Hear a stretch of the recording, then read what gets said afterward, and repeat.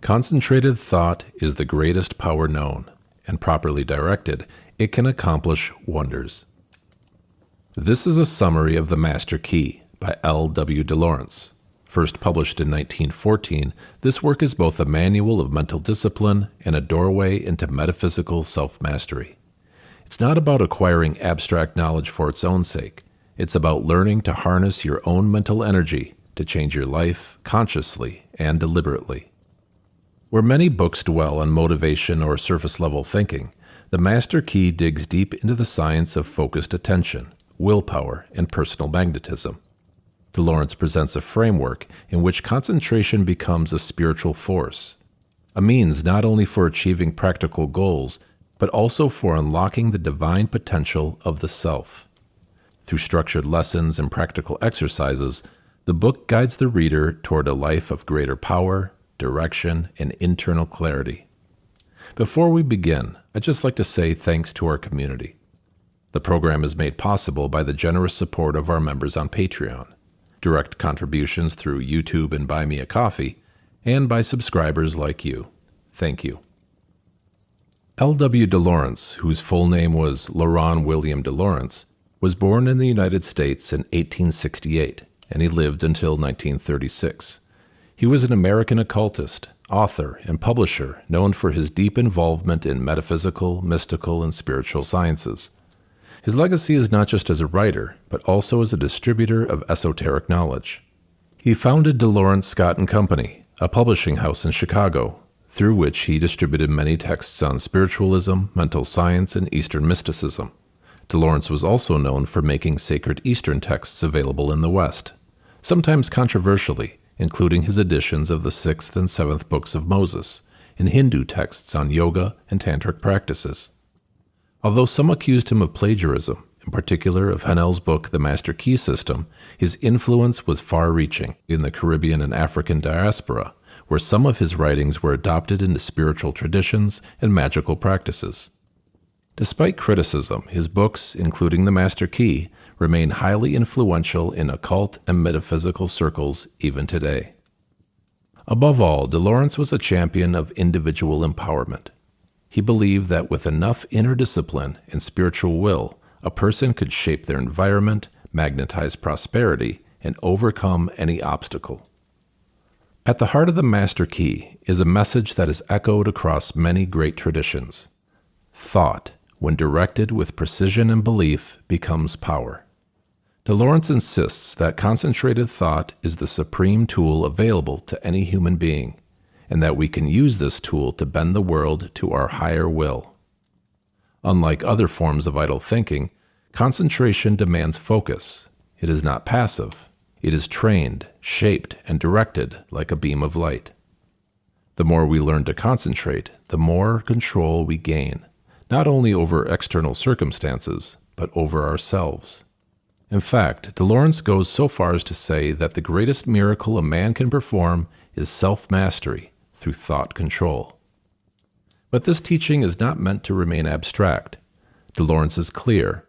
Your ability to concentrate will determine your success in business, your magnetism in relationships, your peace of mind, and even your spiritual destiny.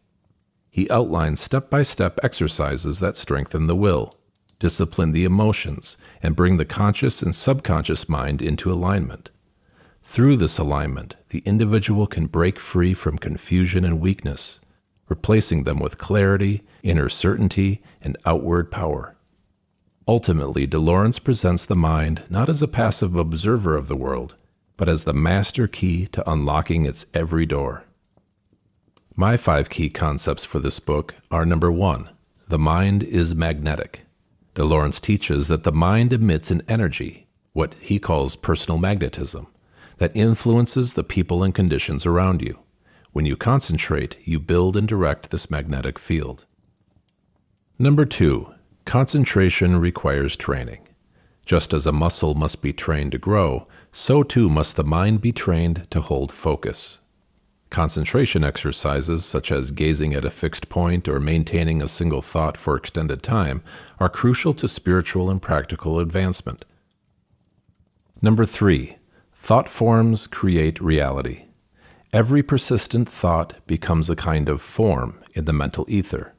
These forms go on to attract corresponding people, events, and situations, confirming the original thought. Number 4, mental and physical health are linked. Laurence connects concentration with health. He explains that scattered, fearful, or depressive thinking drains vital energy, while focused, optimistic thinking revitalizes the body and strengthens the nervous system. Number 5, the will must lead the emotions. Most people are ruled by their feelings, but Laurence insists that through practice, the will can govern emotional reactions, transforming chaos into clarity and desire into action. To integrate the teachings of the Master Key into your life, here are 3 powerful practices. Number 1, the 10-minute fixation practice. Each day, choose an object or thought to hold in your mind for 10 full minutes without distraction. If your mind wanders, gently bring it back. This strengthens your mental focus over time. Number 2, daily magnetic suggestion. Upon waking and before sleep, repeat a specific desire in clear, present tense language. Imagine the feeling of already having achieved it. Let it saturate your mind as a living reality. Number 3, emotional neutralization exercise. When emotionally triggered, pause, breathe, replace the reactive emotion with a calm, clear intention. This cultivates will over impulse. In business, the power of focused attention is irreplaceable. Laurence teaches that your ability to concentrate on a single outcome or strategy without distraction is the key to leadership and long-term success. The personal magnetism he describes isn't just mystical. It's what today we might call executive presence or influence. When you concentrate with clarity, you attract support, collaboration, and trust. This has a direct application in negotiation, leadership, branding, and customer interaction. Laurence also warns against mental leakage. Scattered thinking in business tends to lead to scattered results. To grow a business or any venture, you must concentrate your intention, remain emotionally disciplined, and channel all effort into one coherent direction. In essence, his advice to entrepreneurs is this: discipline your mind and your business will follow. I also encourage you to pay close attention to the last chapter of the book, Chapter 37, Lesson 35, titled The Art of Getting Rich, Opportunity in a New Light, Reaping and Sowing. In closing, the Master Key is not just a book. It is a training manual for the mind. L.W. Laurence offers us a pathway out of scattered living and into intentional creation. His message is clear. The mind, when disciplined, becomes the master tool for shaping not just your experience, but your destiny. So I leave you with this. What might you achieve if you truly mastered your own mind? Thank you for listening, and if this message resonated with you, please share your reflections in the comments below or with our Patreon community. And now may your journey through the Master Key be one of clarity, willpower, and transformation.